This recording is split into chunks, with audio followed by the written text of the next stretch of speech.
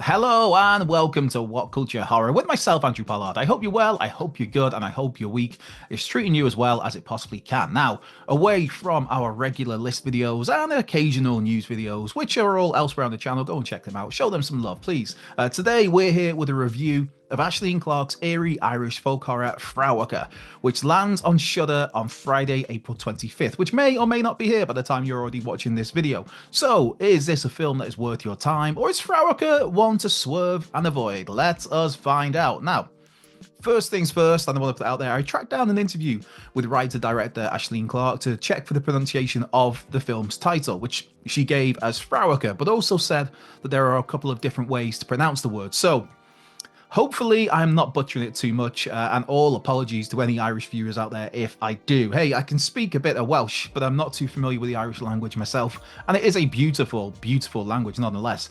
It's worth noting that Fréwaka, which I believe translates very loosely as roots in English, roots, but there's a lot more meaning behind it. But Fréwaka is steeped in plenty of Irish tradition, including being a film that proudly shows off the Irish language in all its glory, complete with subtitles, of course, for those maybe not well versed in Irish.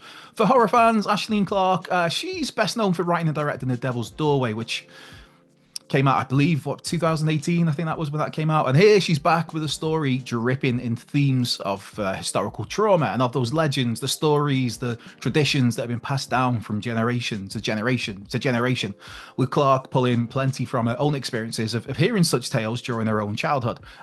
As for the main plot of Fréwaka, it opens up things here in 1973 at an Irish wedding celebration, to be precise, and a celebration here, though, where the bride suddenly vanishes.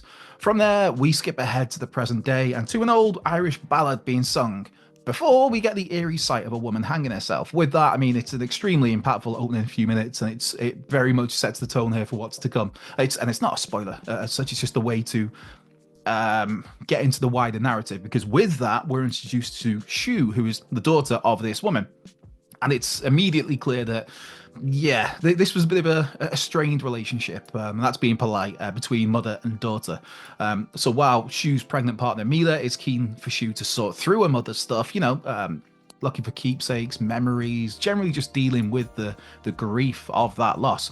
Shu, though, she has other ideas. Instead, she not only does she not want any of her mother's belongings to be kept, she then takes a job completely in the middle of nowhere, the extremely remote Irish countryside, as a living carer, leaving Mila at home to sort through her mother's stuff. As for the person, though, that Shu is caring for, that is Peg, who is an agoraphobic, I guess you could call it, an agoraphobic recluse who is battling dementia and wider mental health issues, but is also somebody who is adamant that they are out to get her. You know the sorts. So not only does Shu have to deal with Peg, and then she also, I mean, in the character of Peg, the relationship here, it's a very no nonsense, often aggressive and confrontational character. But she also, in terms of Shu, isn't exactly warmly welcomed by the locals either. There's a very much a sense of a local shop for local people. Hey, League of Gentlemen fans. Of course, Shu, she also has her own anguish to deal with. I mean, after all, this is the death of a mother. She may not have any connection with this woman, or no emotion, no real relationship, or what relationship was there wasn't exactly ideal. But Shu still has to deal with the fallout of losing a parent, as all her own mental health issues as well start to dwindle. And as Shu finds herself questioning whether, the stuff that the Peg's on about, the supposed hallucinations, maybe there's a little bit more truth to them than some people would believe. Now, one of the words for me that best sums up Fréwaka is unsettling. I mean, and that is meant in the best possible way. I mean, that is what I want from a horror film, after all.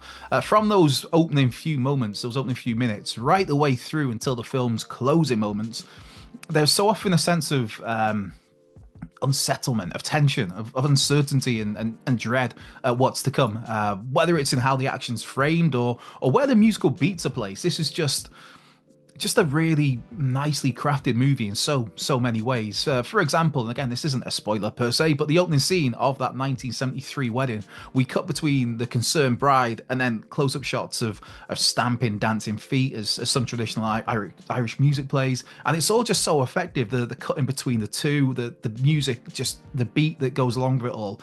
really helps set the stall here. And I mean, effective is the word there, and effective is something that's prevalent throughout so much of Fréwaka. I mean, I'm several days removed from watching the film for the first time.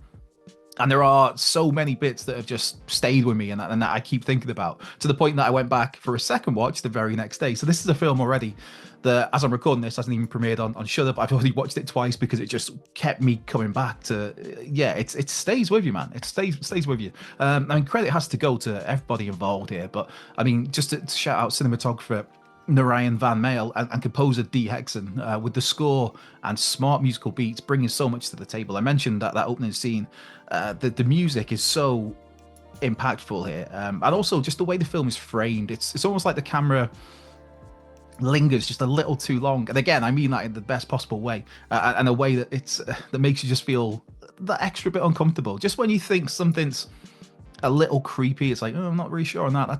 That's something's coming here. The camera just kind of lingers that extra little bit just to make things even creepier. It's just, yeah, it's such a really impactful, effective film. As for the performances as well here, I mean, as for the leads, Claire Monley and Brittany Nuckden are just phenomenal as Shu and Peg, playing off each other brilliantly, and they just there's some really fantastic no nonsense interactions, but also plenty of softer moments as the characters get used to each other and their respective quirks, should we say. There's a real warmness in there as well between the two actors that just absolutely comes through the screen. And also, there's a good amount of swearing, which I'm always here for. Hey, I might not be fluent in Irish, but I've learned some Irish swear words, which is always good to have in your back pocket. For me, and my own particular taste, Fréwaka is one of I've mentioned it before, but one of the more kind of, I guess, impactful movies I've seen in a fair old while. It's a sort of film that just stays with you long after the end credits finish. And that's probably the best compliment I could give to a movie in some regards. For those looking for, your standard ratings, your standard scores, for me, I'm going, it's a solid 8 out of 10. It's a 4 out of 5.